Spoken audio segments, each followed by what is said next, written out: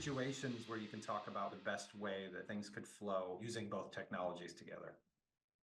The way we work with clients that use the two of us is essentially we start at the top of the funnel before the lead makes it into the system, before you start calling it. So it depends if you're generating them, if you're buying them through ping posts, if you're getting them handed to you in any fashion, there's a way to integrate our software to identify if that's real or fake.